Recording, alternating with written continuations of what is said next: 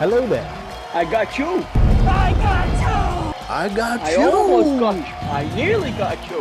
Oh, fuck. Oh.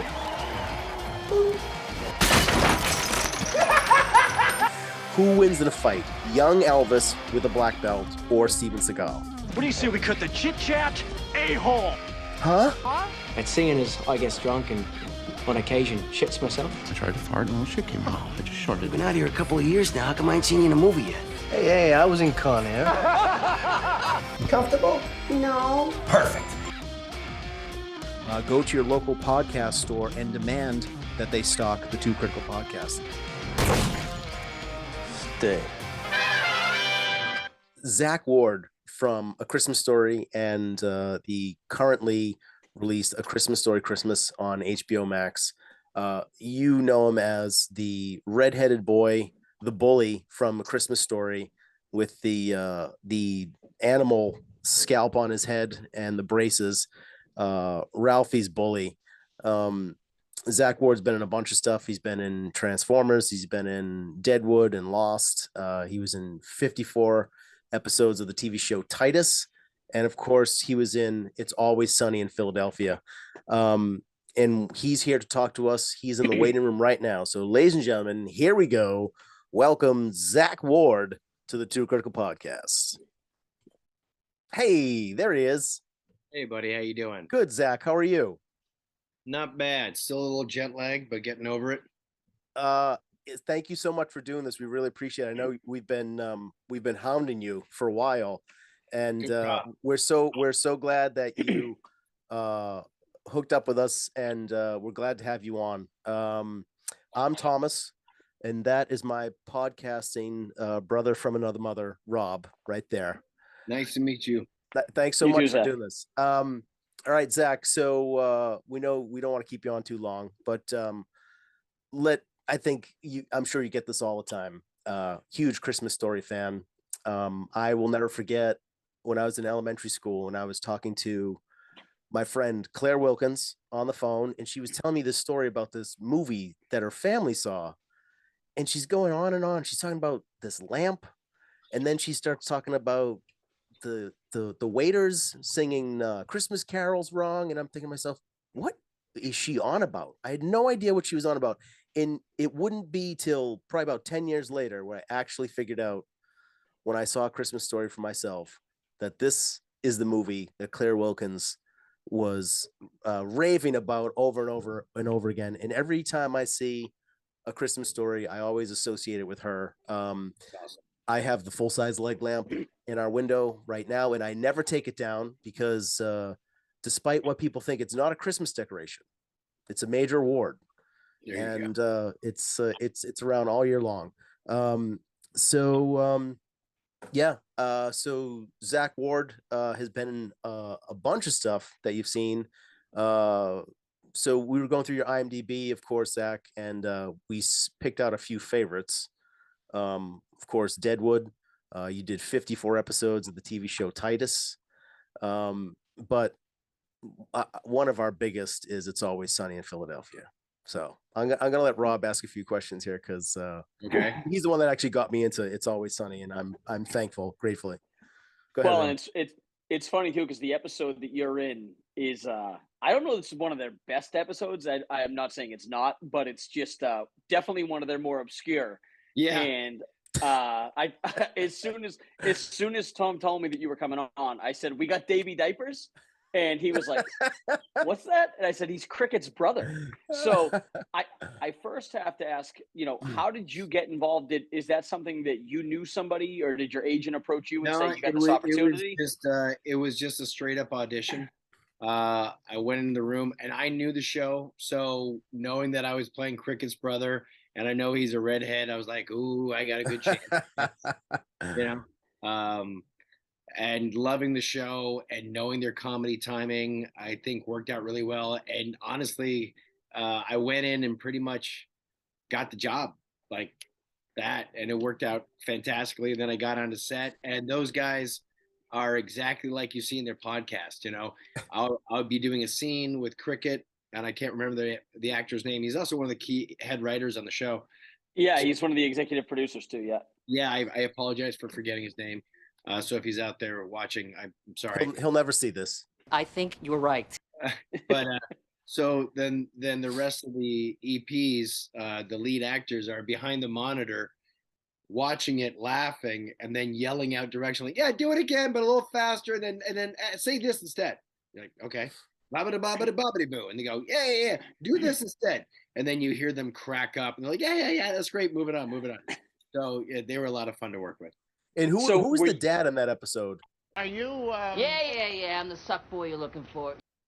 It's That's Jim great. Halpert's father-in-law from The Office. That's I know right. that. Okay. All right. It's the guy from Chips, who's actually Chris. Oh, it's Chris Pine's dad. Yeah. Pine's That's what it dad. was. Okay. What are you doing? What the hell are you doing? I'm making out with the woman I love. What the hell are you talking about?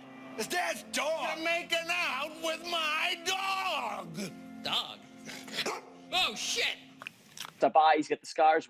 Did you see any of that process? Like how long it took him to go I from did like not. the I very. did not. I'm Yeah, always I- curious about that because he's such a very plain, vanilla-looking, blonde-haired white male, and then they get him in this cricket persona, and he just, he's a mess, and it's a riot. When I remember the first time I saw that episode, I was like, holy shit, it's Farkas. He's his brother.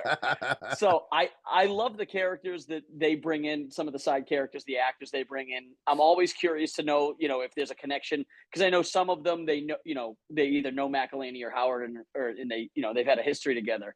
But we were looking through everything. Obviously, you've done a ton. I mean, more TV shows than I had realized, and it was funny because even looking at some of the things like Transformers, I forgot that was you. And it's funny because you get to do your Boston accent and talk about the Sox and remembering weekends.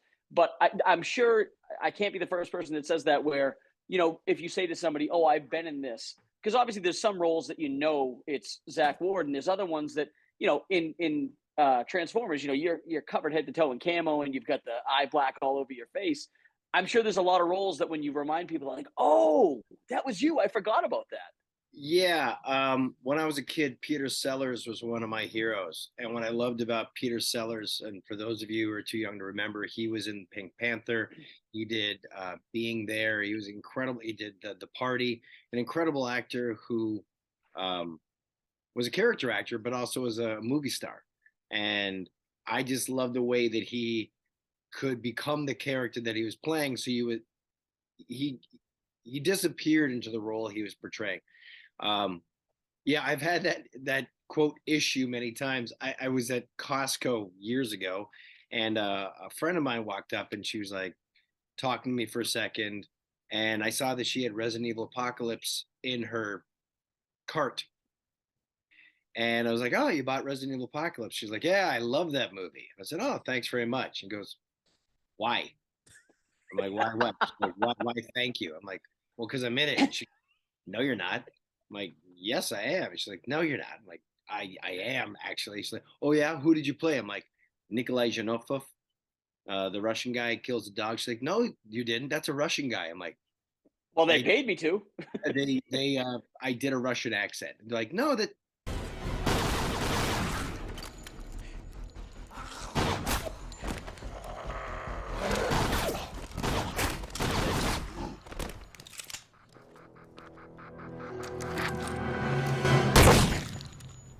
Day. Holy shit, that is you. I'm like, yeah, that's my job is to become. And then you bullied her and took the DVD out of her carriage. No. But it is something that's happened in my career, which is kind of funny, being a redhead, and having a kind of a very particular slanty-eyed face. You would think people would recognize you more, but sometimes when you do the voice or the characterization, the Boston accent, the Russian accent, they just assume that it's a different person. So that I take it as a compliment. So who are the top 5 redheaded guys that you're always in a room with? You must know them pretty well by now, right? Is there a secret handshake? It used to be Courtney Gaines. Yeah. Courtney and I grew up to be very different looking. He's a very talented actor, wonderful human being. Another redhead. It was Seth Green. Right. Yeah. And he looks very different than me. He's much shorter than I am, and he's very hilarious guy, very talented when it comes to comedy and also drama. And then he was doing Robot Chicken, right? Yep. And wonderful human being. But we look very different, you know. Right. And Right. there isn't a lot of, I don't know the new redheads. Jessica Chastain, you beating her out for anything? Yeah. She and I go up against each other all the time. He was this close on Zero Dark 30. You should have seen me in that dress. I look gorgeous. Just, Stunning. but, you know, and here's the thing you got to understand is that I've been acting now for 43 years. And 1983, right? I started in 1980 at the age of 10. I'm 53 years old now. And not once. I have read thousands of scripts. I have auditioned thousands of times. And not one time has it ever described a character that looks like me. Not once. Really? Nobody. Well, here's the thing, guys. Redheads, I have green eyes and red hair. Yeah. And pale skin, right? Right. 2% of the world population looks like me. Yeah. So it stands out. Right. You know, and I have never read in a script, he walks in, he's got slanty green eyes and red hair. I love those redheads. Like, I remember a long time ago, I auditioned for this sort of like Irish gangster movie taking place in Boston. Which one? That sounds very unique. Tell me more. Yeah, which one? They said I was too on the nose. Yeah, that's great. We can't have a redhead in Boston. Wait, where are you from originally though, Scott? Toronto, Canada. So you grew up in Toronto, okay? Yeah. So we're from Boston. I've been to all the casting calls for everything in Boston. Then they cast people from fucking LA to come in and play to put on Boston accents. Yeah. Yeah. I mean, in the kid that they got Leonardo DiCaprio shadowed in The Departed was a kid from Southie, right? And they would never think to look at that guy or any of the people to put them in anything else. They'll go get someone from Juilliard who, you know, watched Good Will Hunting once, and then they all try to talk like Ben Affleck. More. I'm trying to compensate with comedy for my ineptitude. More realistically, what they'll do is they'll get a bankable star. Yeah, well, honestly, obviously you got to get a star. Yeah, and what they do is they have to do they're required by law to do a casting session for local talent in order for them to be available for the tax incentives of the area. Right. And I'm Canadian, dual citizen, and you guys know the TV series The Boys. Yes. Oh yeah. Yeah. Okay, so I get an audition for this thing. And this is before the series got made. Okay. And so I, of course, look it up. It's a comic book. I'm a comic book kid. Right. Reading the comic book. And then I see that the character I'm supposed to be auditioning for is Billy Butcher. You're a good cop. What? Yeah. And this guy is 6'4", 250 pounds, black hair. And I'm like, what? No. And I call up my reps. I'm like, I'm not fucking doing this, dude. That is a cunt move. Come on, even you got to agree with me. Hey. Like, what do you mean? I'm like, this is like production matching the tax incentive requirements for doing an audition. I have no hope in hell of getting this. Like, oh, sure you do. I'm like, bro, this takes me 2 days, at least 2 days, maybe 3. 6 hours on day 1 memorizing lines, getting it down.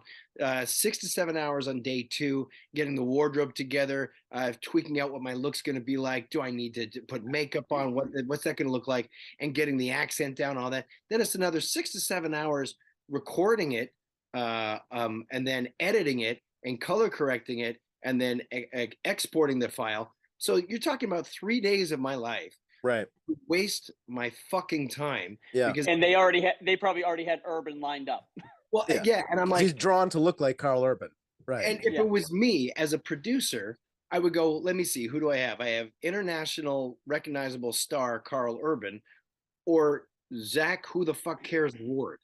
I'm going to go with Carl Urban. Like, that would be my decision. You're a dough.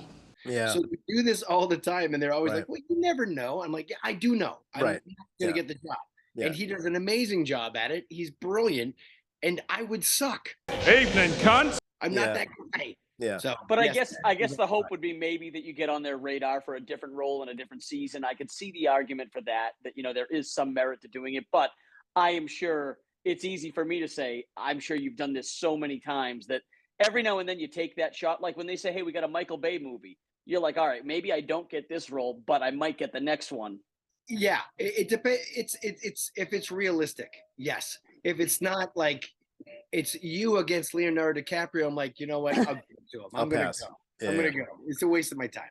How many days did you do on Transformers, Zach? About 3 weeks.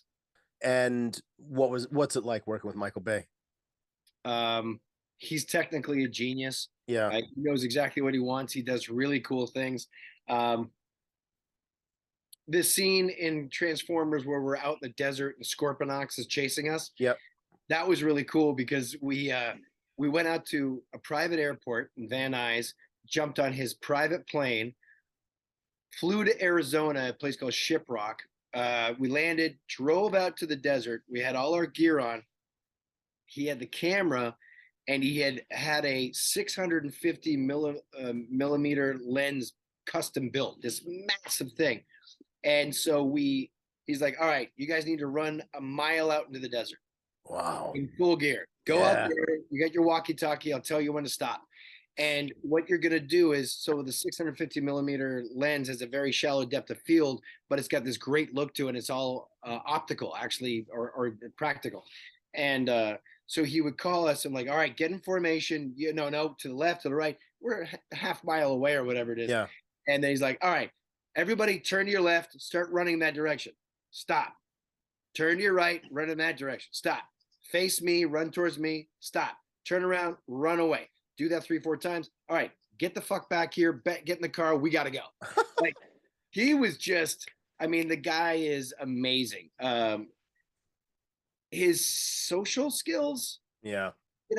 It's hard to make a judgment on somebody when they're carrying the weight of $150 million movie from 2006, which is the equivalent of like what, a $250-300 million movie now. Right.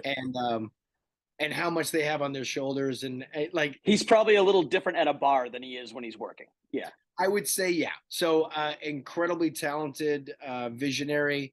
Some of his stuff, I tried to watch Ambulance. I can't get through it. I'm sorry. Yeah. No disrespect. So who's faster, you or Josh Duhamel? What's that? Who's faster, you or Josh Duhamel? Josh Duhamel faster? Yeah, in the desert running. Oh, him. He's 6'2", dude. And then the guy was always in mad sexy shape. Like one of those, how you meet guys in life and you're like, fuck you, dude. Like seriously, you get to be that good looking and a nice guy. And you're tall. Yeah. Oh, okay. So I'm 5'10" and I have this face and you get all that. So no. Great guy.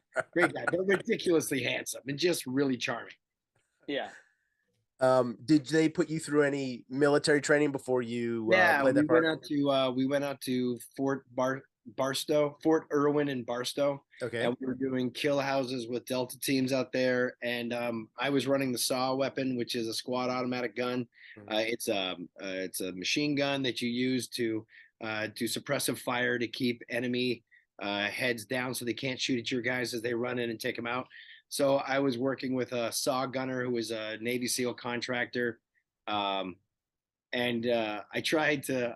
wanted to be macho.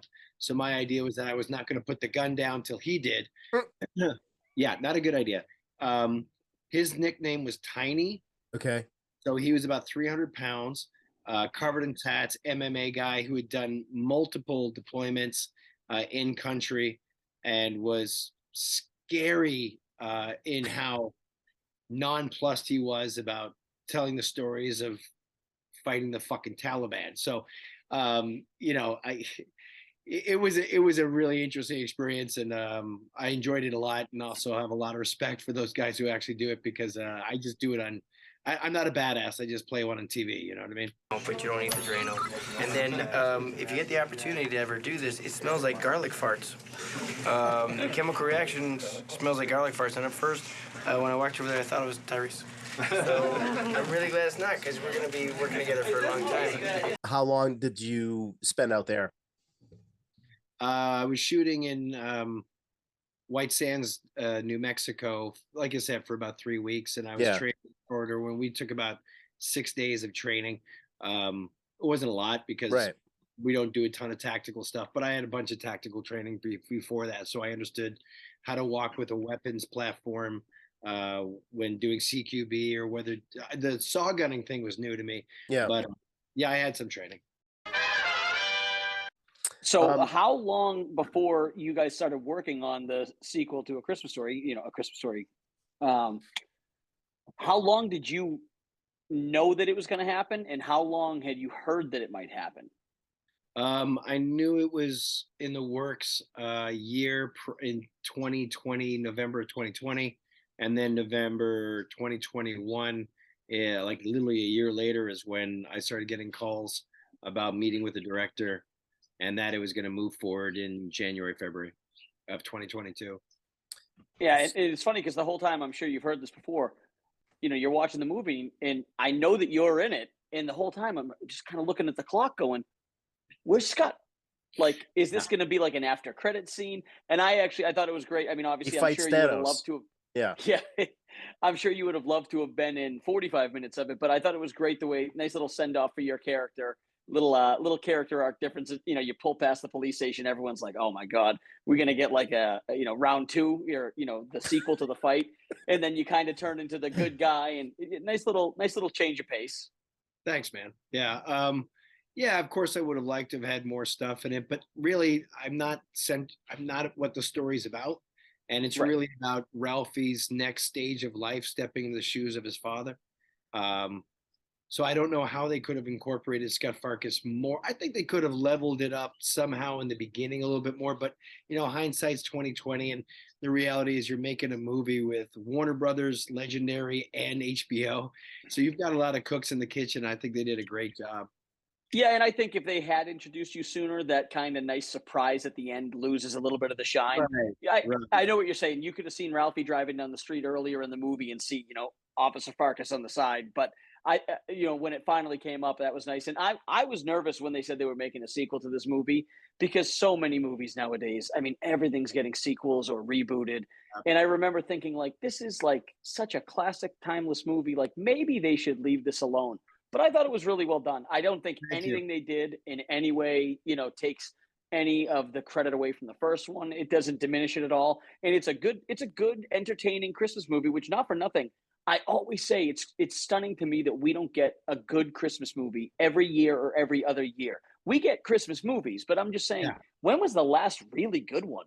It's not that often. No, I agree with you when it comes to making. I can say Elf. The quality is there, or the quantity is there. The quality isn't. Right. The rewatchability in a Christmas movie is absolutely imperative.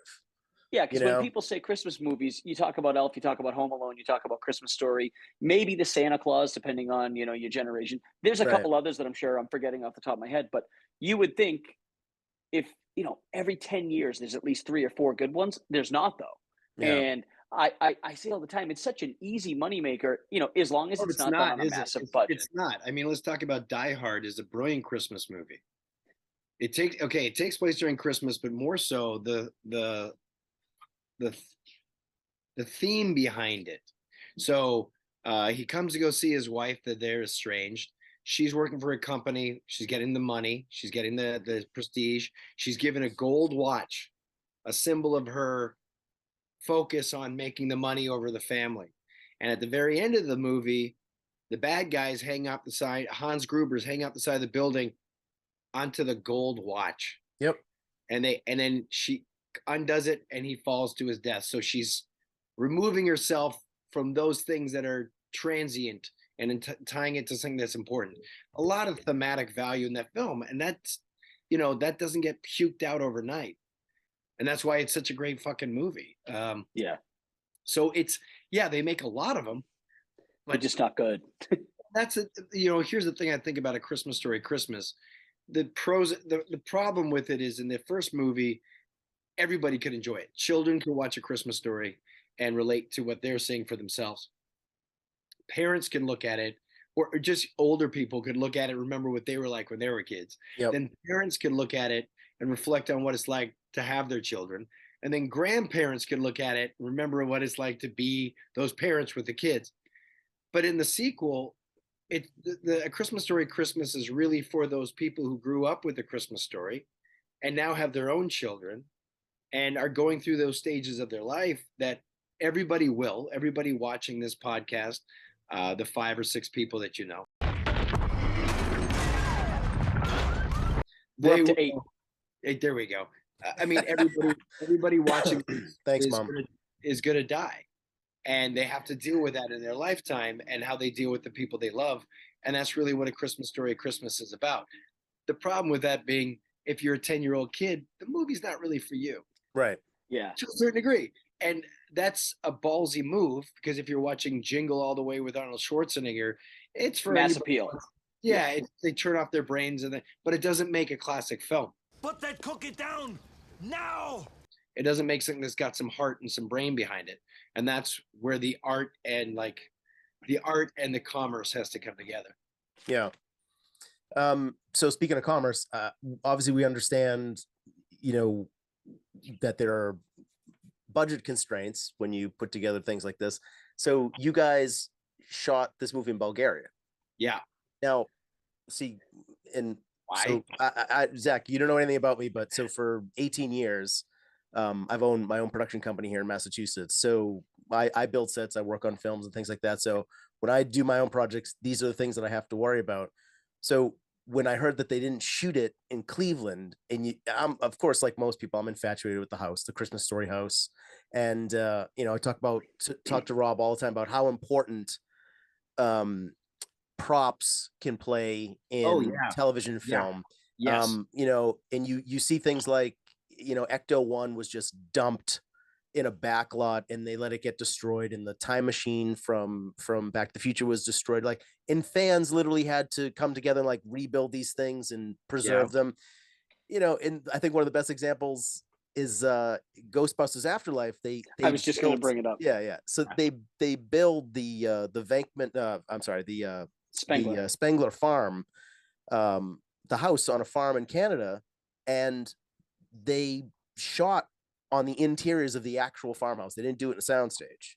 So everything there was practical. And then when the movie was done, they leveled it. And when I heard that, I thought to myself, did anyone have the foresight to say, maybe we should do what the guys did in Cleveland and turn this into like an Airbnb, and people would come from all around the world to stay in that farm and I think you're right. You know what I mean? In maybe the movie doesn't hit, maybe you just do it for a year and just hang on to it, let the movie come out, see how it's received by the audiences and stuff like that, and then let people, come and see it and stuff. So obviously, I have a little bit of an obsession with like real life places and props and things like that. So they built the neighborhood from scratch. So let me jump in here to answer your question. Why was it shot in Bulgaria? Well, like you already just said, the Christmas Story house, the original Christmas Story house, is no longer just a house. It's a tourist attraction with a museum and all that stuff. So to shut that down and shoot there, they got to get reimbursed for everything, of course. Yeah, it's going to be very difficult. Plus the neighbors, right? Yeah. All that to build it on a back lot in Sofia, Bulgaria. Yeah. And have complete control. Yeah. And be able to blow fake snow all over the whole thing and design it the way you want and get people out of there and much smarter. Perfect. Right. Much smarter. The entire downtown scene of Hammond, Indiana. Yeah. That's a back lot, all beautifully set, decked out. Yeah. Gorgeous. In the shot where you see all the people outside Higbee's and the cameras going up and you see the whole street. I mean, this side of the street. So if Higbee's, if Higbee's is over here and the camera's coming up this way and cars are coming around here, that's all green screen across there and that's replaced in post. Okay.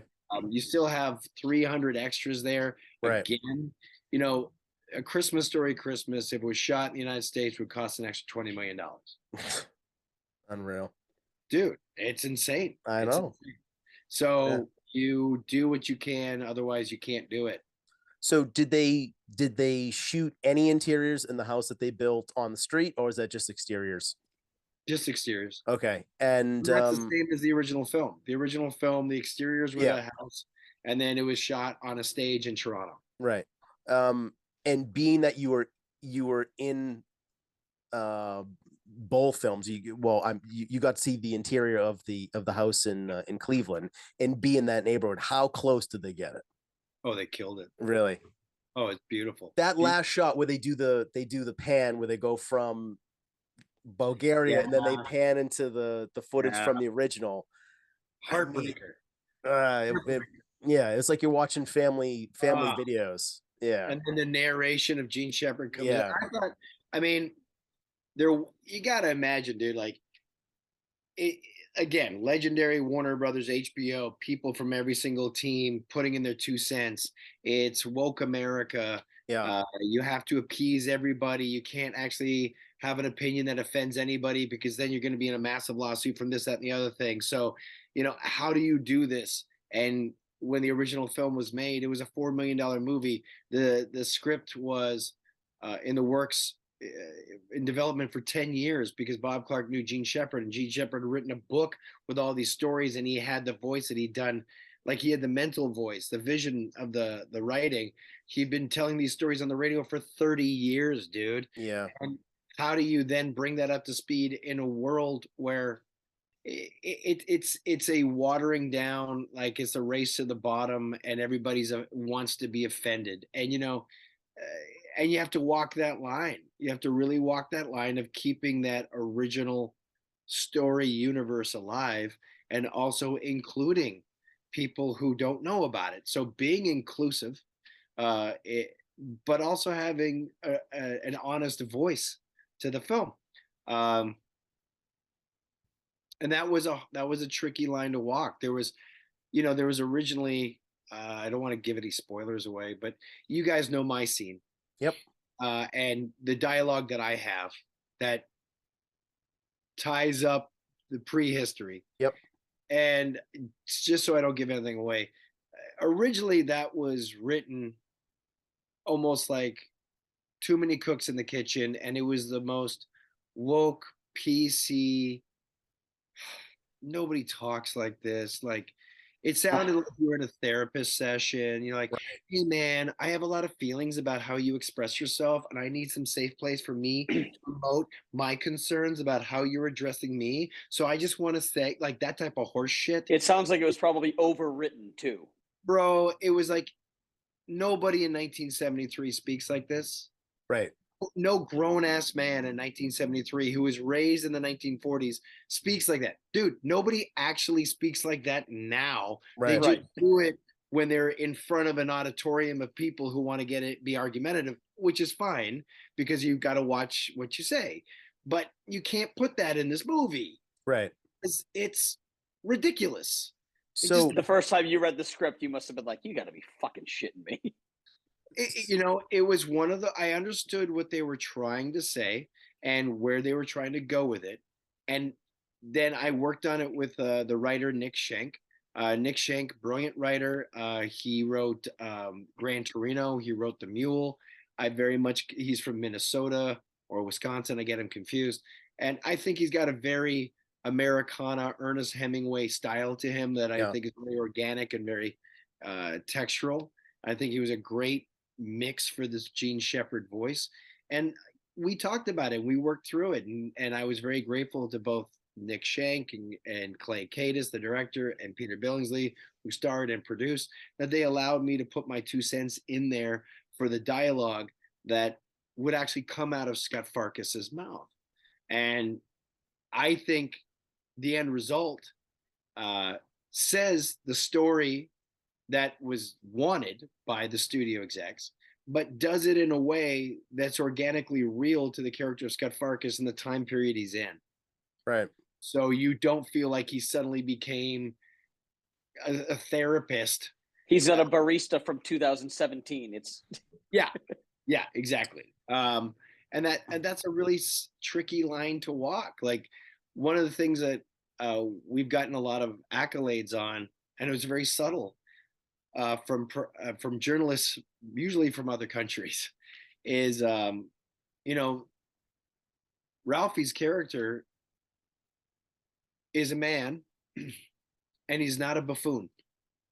Right. And he screws up, sure, but him, his wife, his mother, they all respect each other and they treat each other with respect. Right. They're funny and they make some jokes with each other, but they're never fucking rude. And the children treat their parents with a level of respect. They're honest. Right. The kids are still dicks sometimes. Like they're upset. They're genuinely upset about something, but it's not like that Disney XD. Oh, dad doesn't know what he's doing because he's an idiot. Oh, father, that condescending. That's every father in every commercial that they make nowadays. That condescending rudeness that, look, as a man, you see that and you go, okay, if that's what you need to do to make yourself feel comfortable, I understand that's your process. Okay, fine. Right. But, I love my wife very much, and I'm very proud to be a good husband. And it's something I take pride in and I work at, and I want to be a good person. I want to be a good man. And I think that's something that we all work towards, and we don't have a map to tell us how to make every decision. And so we fuck up, sure. But just being belittled pointlessly over and over and over again, that the only good man is a weak, powerless mush pot, is sad. And I was really grateful to A Christmas Story Christmas for presenting a strong man in a loving, caring way. He was fallible. He was trying to be better for his family. He wasn't he wasn't all powerful, smart, knew everything. Right. His wife was strong, beautiful, kind, funny. His mom was witty and cut to the quick, like that line when she says to him, write the thing about the man or don't. It's up to you. Right. But that is boom. That is Yeah. honest stuff, bro. Right. And it's real. And that's how we speak in real life. Yeah. And I thought that was really beautiful to see that relationship in the family. And that's the type of relationship you want to have with people. Right. So I thought that was again walking that fine line to do that without offending anybody. And if that idea about Ralphie, continuing that legacy of the old man, if that is the overall message of the movie, and seeing Ralphie become his the head of his own family, you can tell just by what Darren McGavin did in the original Christmas Story, is that he was trying to raise Ralphie to be a man, to come out and I'm going to show you how to change the tire, and we're dealing with fuses and like that's the dad stuff, right? So he wanted him to be that guy, and he got him prepared, and that is how Ralphie is now in that position where not only he has to do it for his own family, but he's got to do it for his mom. So but they made him masculine without being like, over the top, toxic masculine. Well, without being toxic. Masculine. If you're going to be, I don't think being masculine without being. It's toxic. Okay to be masculine. Yeah, the thing is, being toxic is when you're so insecure you have to belittle other people. Right. Right. That's just being weak. Yeah. So I here comes spoilers. So anybody who doesn't want a spoiler, stop listening now, because I'm going to say something that gives stuff away. Okay. Okay. So I was actually having this conversation with the director, and we were talking about how Ralphie steps into the shoes of his father, and Clay was saying that's when he sits down in his father's chair and reads the story. And I said, no, it's not. He's like, no. I said, no, it's the scene where where near the end of the film, Ralphie's taking the garbage out in the kitchen, and his wife walks up. And she says, honey, I've been thinking about it. A year, that's just not enough time. How can you start a writing career in 1 year? That's not fair to you. Let's give it some more time. And he looks up and says, no, you gave me a year to pursue my dream. That's a huge gift. Thank you. I can never thank you enough for that. That was just incredible. But that time is over, and it's time for me to get back to work. Right. And I'm always going to be grateful for this, but no, it's time to get back to work. At that moment, what he did is he chose his family over himself. And that's where he earned it. Yep. That's what his father did. Yep. And that's what you're supposed to do. When you have someone you care for, more than yourself or as much as yourself. You put there that you make them a priority.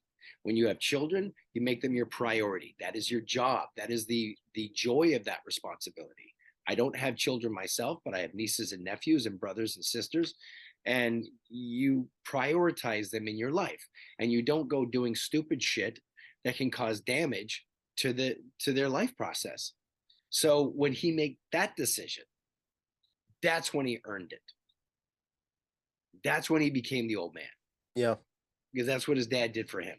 Right. Yeah, it was a great movie. I really enjoyed it. My wife and I thought it was excellent. And of course, my wife lost her dad 13 years ago. So for anybody that doesn't have a dad watching a movie like that, it's tough to see. And but I think it's a great story. Everybody, please check it out. Before we get I was going to to say we got we got a few things we got to touch on, and I know I'm sure everyone wants to talk to you about this character. All right, give me the questions. Give me the questions, boys. Oh, you ready? Are you ready for the kick-ass questions? You said you wanted kick-ass questions from us, right? Let's see how your research did here. Okay, here we do go. Something like the hot ones. Blow my mind. Okay, here we go. Because you know the hot ones is amazing. That show is fantastic. All right. Is Aaron Taylor Johnson as fast in real life as he is in Age of Ultron? Who is Aaron Taylor Johnson? He was in Kick-Ass. Question number 2. Here we go. How would I know? What was it like? What was it like to work with Matthew Vaughn? Where did I work with Matthew Vaughn? He was the director of Kick-Ass. You wanted Kick-Ass questions. Oh, you're an asshole. You're an asshole. Thank God he picked up on question 2. Oh, we got jokes, huh? We got jokes. All right, funny ass. So Zach, you got to talk to him about his production. I don't know if you probably don't remember this, but you did a cameo for a friend of ours. It was 40th birthday party, and we were the ones who wrote what you were supposed to say, and we wrote terrible things, and thankfully you said all of them.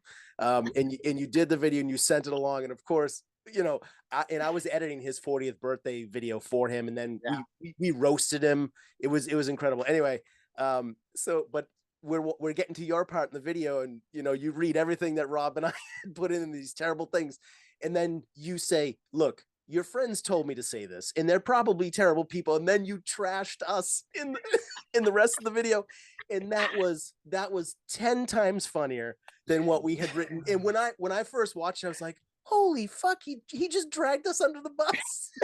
And he's right, of course. Oh. Dun, dun, dun, dun, dun, dun. It is I, Scott Farkas, the legendary bully from the movie A Christmas Story, and this is a message for Eli. Happy birthday, man. Rob and Tom were hoping for Zack Snyder, but they couldn't afford him. That's what she said. Happy 40th birthday, buddy, and I sincerely hope you shoot your eye out. #TooCritical. Now, I don't know what any of that crap meant. Your buddies wrote it. I did not. I agreed to insult myself just because I wanted to put a smile on your face. But the reality is, the truly only thing that matters is that it's your birthday and that your 2 idiot friends love you so much that they hired me with the pennies that they scrubbed together off the corners of the streets selling apples and lemonade to the homeless. They got those pennies together and they hired me because they wanted to put a smile on your face. That's all that matters, is that they love you that much, which is... I don't know if that's a good thing for you. 40 years old, you might want to choose better friends. You know, there's some life choices to take into consideration. Look around you. Do you want them at the party? It's just a question. I'm not judging, but you might want to ask yourself some questions. Most importantly, though, the fact that Rob and Tom love you so much that they want to put a smile on your face, you know, that's a fantastic moment for your birthday, to know that people kind of give a crap. So happy birthday, bud. For me, Zack Ward, a.k.a. Scott Farkas, to you, Eli, from both Rob and Tom. Have a great one, and let's do it again next year. It was so great. We talk about that all the time. Thank you. I think the worst part of this is we were talking the day after, because I was laid up. I had the flu last week, unfortunately. I thank you for being flexible to come on now. And you sent that message and said you have to have kick-ass questions. And we hadn't discussed it. And we get on the phone with each other. And we both had the same thought: is we need to ask him questions about the movie Kick-Ass to be smart ass. You guys are dicks, and I love it. It's like, how would I know? How would I know? All right, so okay, Tom, I think that look of confusion on my face. He's like, these are their best questions. This is what they came I up don't know with. these people. All right, so speaking of Kick-Ass, so you worked on a movie with Steven Seagal, right? Yeah. Okay, so Kick-Ass 3, here's our pitch. You get Steven Seagal versus Nick Cage as Elvis. Who's winning? Nick Cage will win because Steven Seagal refuses to stand up because his belly's too big. That's not true. Did you see the love scene he had from a seated position in one of his last films? No. He has a love scene in a seated position. The girl is dancing around him, and he's like spinning her. It looks like they shot like a ball. Danny DeVito had a better love scene in Always Sunny. It is so awesome. It is wild, and she just falls on top of him, and her clothes fall, and he never takes a single article of clothing off. Good Lord. Good Lord. You just worked with Bruce Willis recently too, right? Yeah. What was Bruce like? Well, Bruce has got early onset dementia, as you're aware now, and I knew about that going in. And my father was diagnosed with Alzheimer's in 2020. I've been working with the Alzheimer's Association since 2021. So I've been involved in the process and can see it. Yeah. And so when getting to work with Mr. Willis, I could see what was happening. Right. And therefore, I just kind of kept out of his way. Yeah.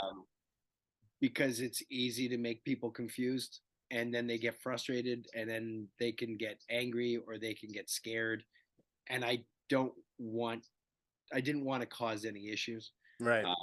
So, you see one of your heroes and you want to be like, oh, it's you. Brutal. And then but you have to make the adult decision not to, Sure. It would have been a lot different if you worked with them 10 years ago. I understand. Yes.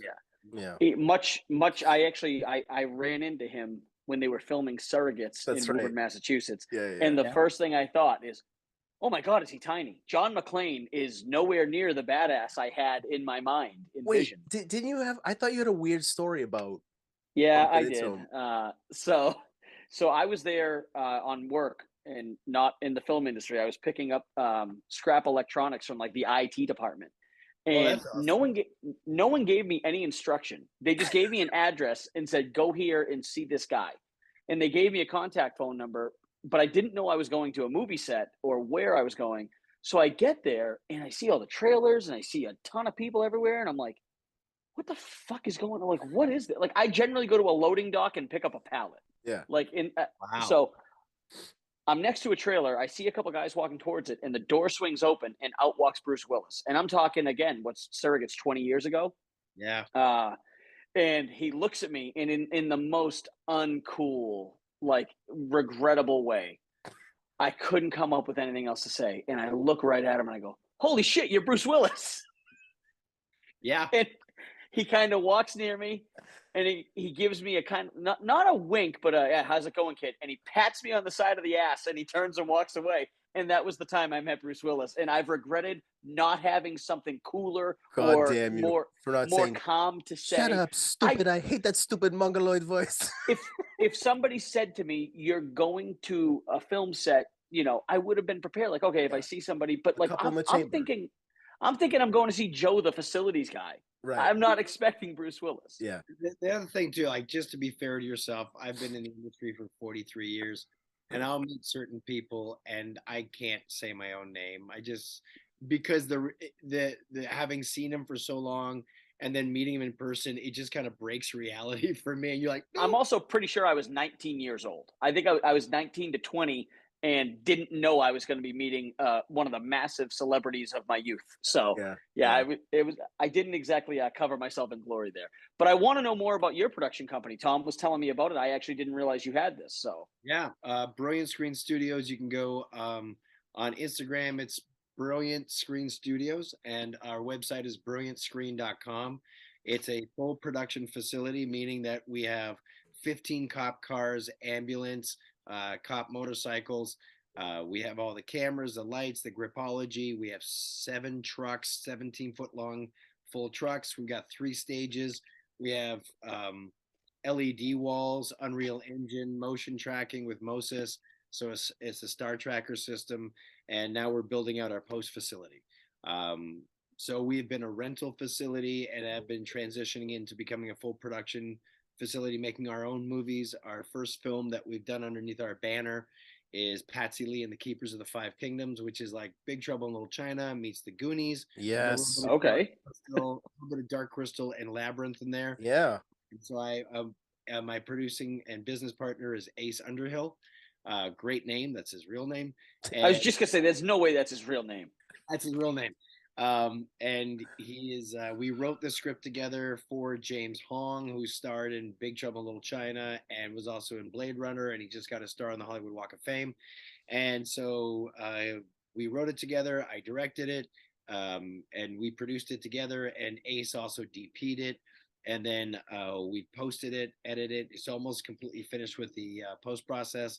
We're looking at doing a birthday premiere in February, as it will be James Hong's 94th birthday. Wow. Wow. Yeah. So James Hong is in it. George Takei voices a character, like Yoda style character in it. Oh my. Getty Watanabe by Ling. It takes place in a magical Asiatic mythological world, and yeah, very excited about it. That's the first one that's coming out, and we got a lot more that we're working on. How much do you know where people will be able to find that yet? Sorry, not a clue. Okay. How much of that was shot on your stages, Scott? Zach? Say that again, please. How much of that was shot at your stages? Well, probably about 20%, because Okay. a lot of it took place in a small town out in Arizona. Okay. And then also out in a forest on top of a mountain. Right. Very cool. Excellent. Yeah. No, I looked at the website quite a few times, and that technology is unbelievable. And yeah, being able to shoot with that on location certainly is a game changer for people. It seems like everything is going that way, especially with everyone using the volume, you know, for the Mandalorian and things like that. That's all the rage. So yeah, you know, it's it depends what type of film you're going to be making. It's not usable on everything, to be honest with you. But you got to look at it like they're different tools in your box, and it's the world's greatest hammer. Still can't screw in a nail. You know, can't put in a screw. Yeah. And the world's greatest screwdriver can't hammer in a nail. Right. So you have to use the right tool for the right process. And then the more you wrap your head around it, the more you're able to get more bang for your buck. Right. Prepping really hard. Yeah. Well, it's very cool. So thank you so much for coming on, Zach. We really appreciate it.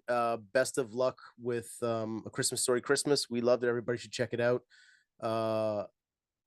Definitely shoot us a message when you figure out where we can see that project. Yeah. Once you guys figure out where it's available. Yeah. Well, we will find out hopefully in February, because like I said, it was done on spec. So we'll be in the process of selling the film. Yeah, excellent. Very cool. Well, good luck with that. And honestly, thanks for being a good sport. I know we're a bunch of smart asses, and we had to fuck with you. And I'm still so glad we did, because the look on your face was so good. I will drop in the cameo clip where he throws us under the bus when we're talking about this. Oh, it's so. Tom called me. He's like, Zach Ward did the cameo, and it's better than I could have ever expected. I'm like, look at this. Look at this. He fucking turned it on us. He tears us down. He turned it on us. As well he should. Thank you so much.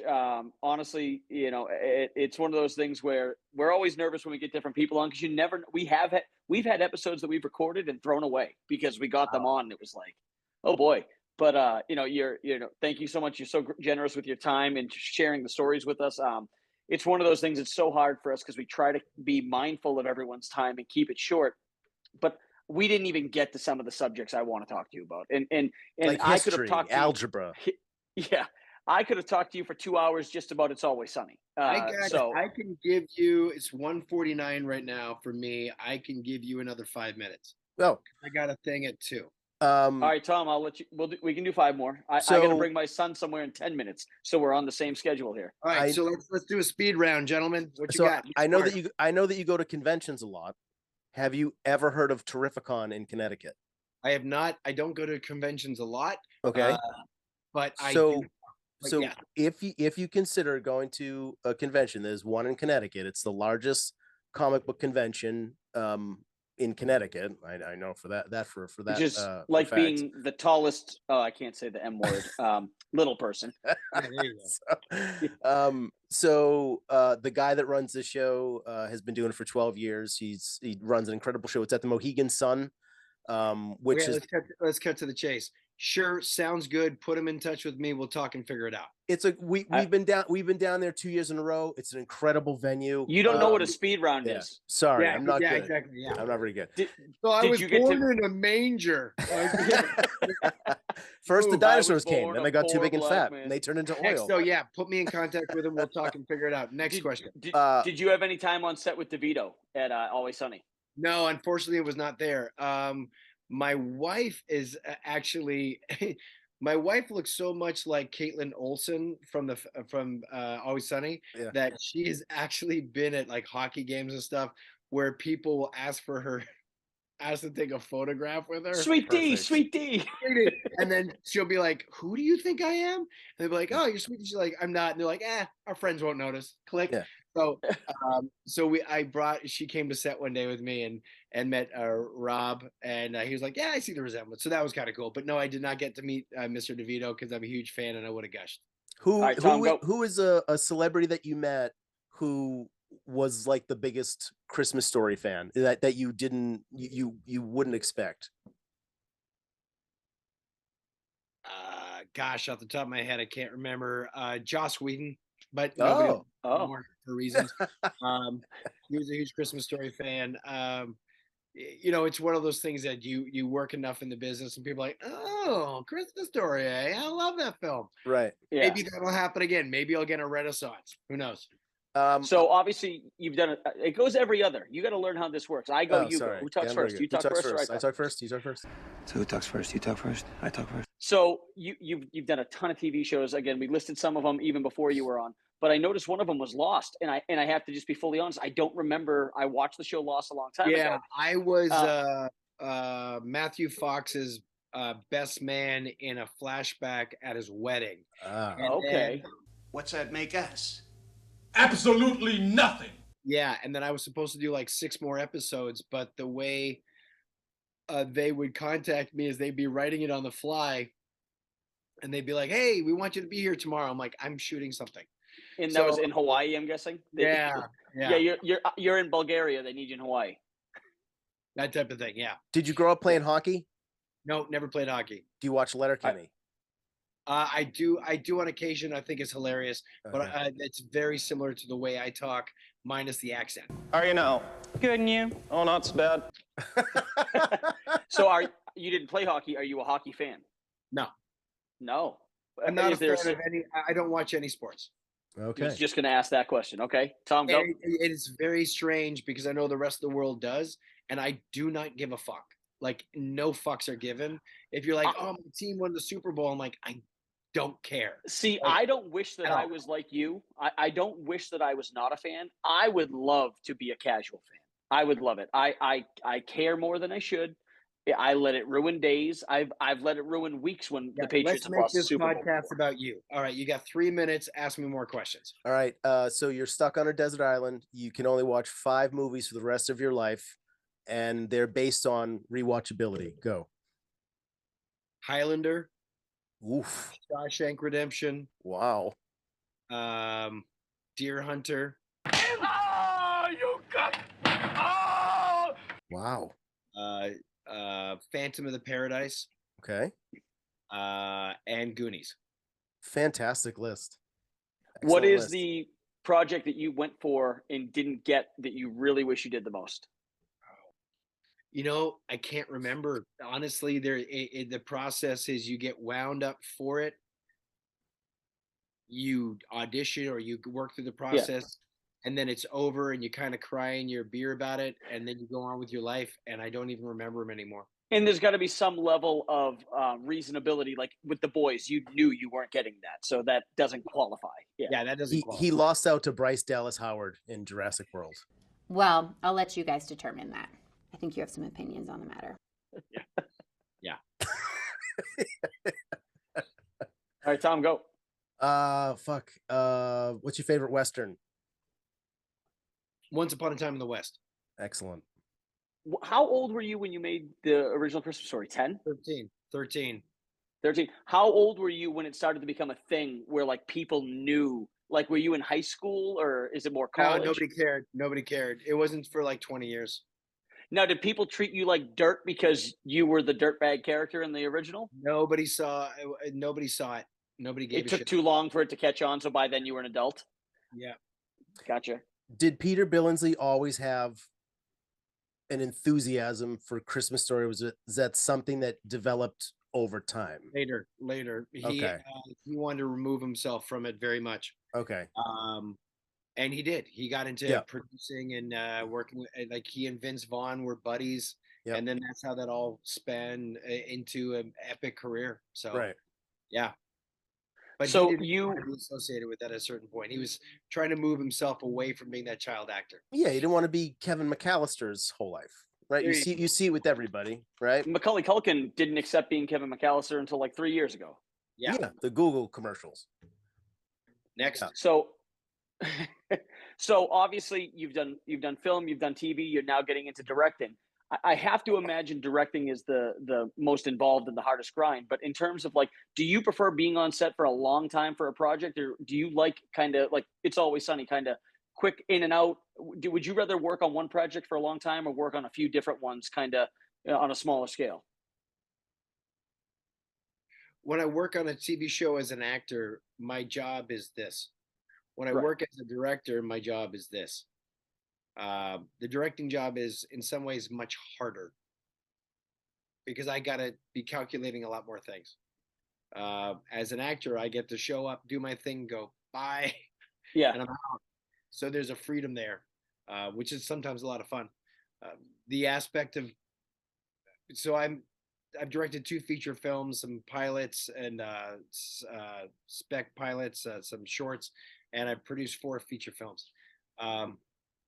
It's a different dynamic. I love directing. It's awesome. So that if I had to choose one thing I would do for the rest of my life, it would be directing. Really? Oh, wow. Well, because you get older and then you got to sell this, and not everybody wants this, and it's got to look a certain way. And if you don't feel like shaving one day, no big deal. And this goes in and out of fashion. So do they want slanty-eyed, red-haired guy, or do they want something else? And I'm 53 years old, but is that what they want, or they want something else? And that sucks because you're trying to imagine what you want, what everybody else wants you to be, and trying to fit that perfectly, and you never will. And so that becomes exhausting and annoying. And when you're directing it, they don't give a fuck what you look like. Just make it look good. Right.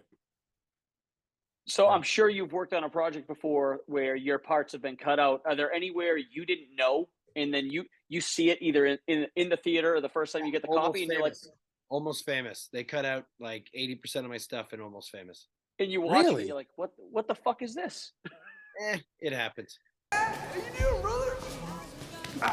See you, man. See you too. That's the Allman Brothers Band's #1 roadie.